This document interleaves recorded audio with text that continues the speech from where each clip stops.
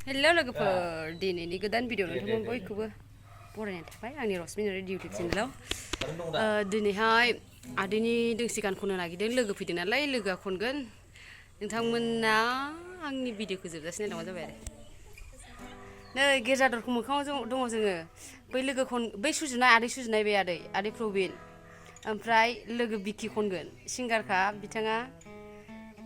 गोदोनि मेथाइ आरो नोंथांमोना बिदिबा